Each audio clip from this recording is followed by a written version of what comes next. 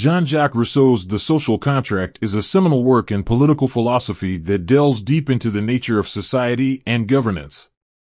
It posits profound ideas about individual freedom, societal obligations, and the inherent nature of sovereignty.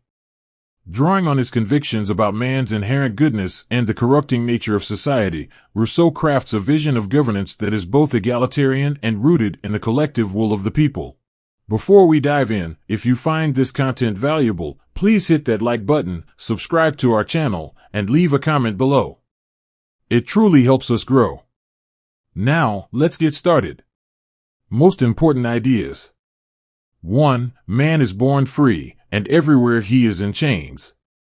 This arresting opening line from Jean-Jacques Rousseau's seminal work not only captures the reader's attention but also distills the essence of his overarching philosophy regarding the human condition and societal structure. At its core, the statement is a poignant reflection on the dichotomy between inherent human freedom and the shackles imposed by societal norms, institutions, and governance. Rousseau posits that while every individual enters the world with an innate sense of liberty, the structures and mechanisms of society invariably curtail this freedom, subjecting individuals to constraints and expectations. These chains can be seen in the forms of laws, societal expectations, and even cultural norms that dictate behavior and limit authentic self-expression. Rousseau's sentiment serves as a profound critique of established social orders and beckons readers to reflect upon the true nature of freedom in the context of civilization. 2. The general will. In Jean-Jacques Rousseau's groundbreaking philosophical framework, the idea of the general will stands as a cornerstone. This concept delves into the collective aspirations, desires, and decisions of the citizenry within a political community.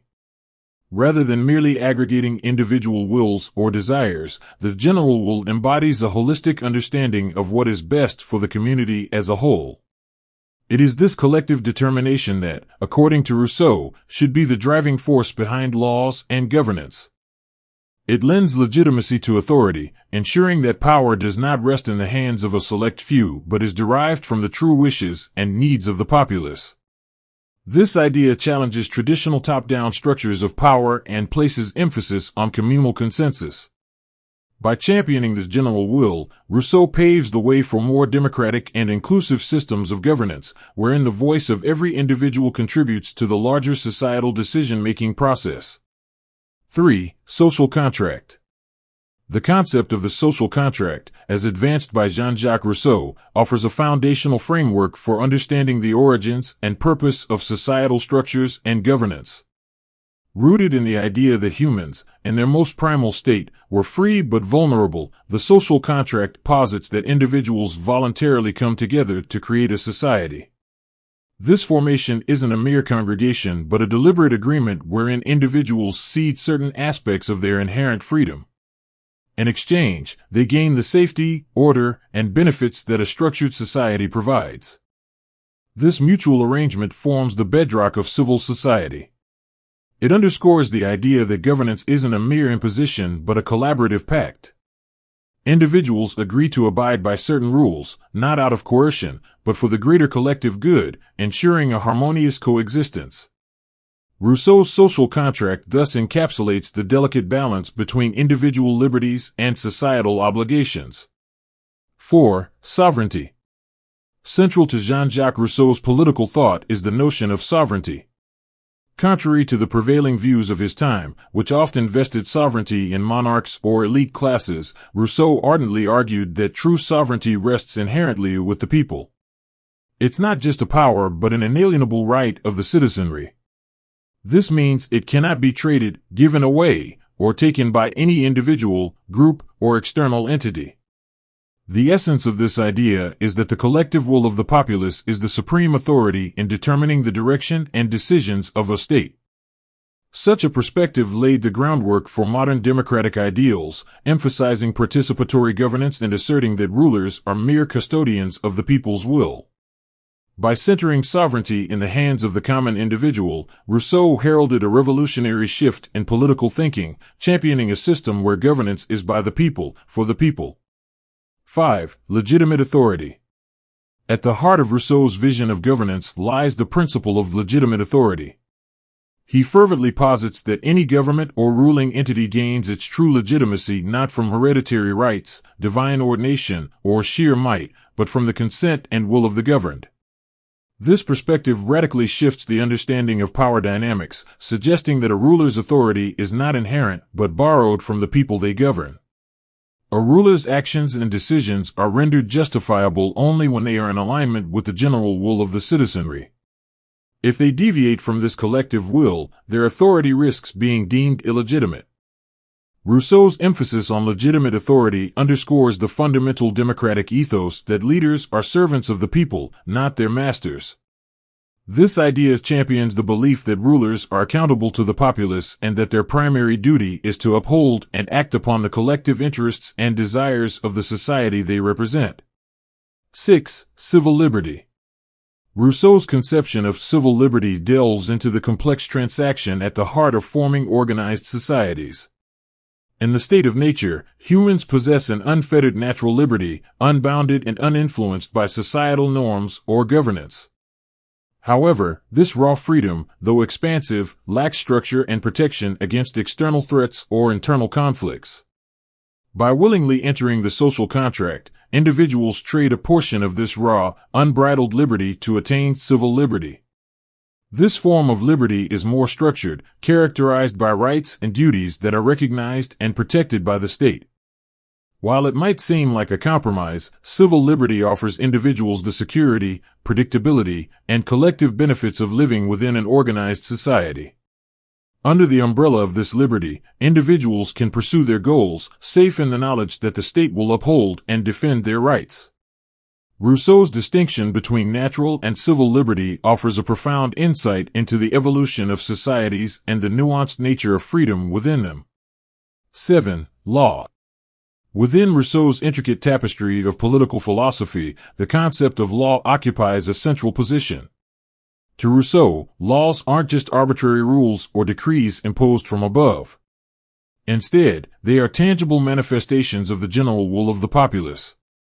These codified norms are designed to reflect the collective aspirations, values, and desires of the society they serve, ensuring that they consistently strive for the common good. This perspective on law elevates it from mere regulation to a democratic instrument that embodies the will and voice of the people. Furthermore, Rousseau emphatically posits the universality of law. No one, regardless of their status or position, stands above it. This includes the rulers themselves, ensuring a system of checks and balances and upholding the principle that everyone is equal in the eyes of the law. Through this understanding, Rousseau underscores the foundational role of laws in maintaining societal equilibrium and justice, reinforcing their importance in a truly democratic state.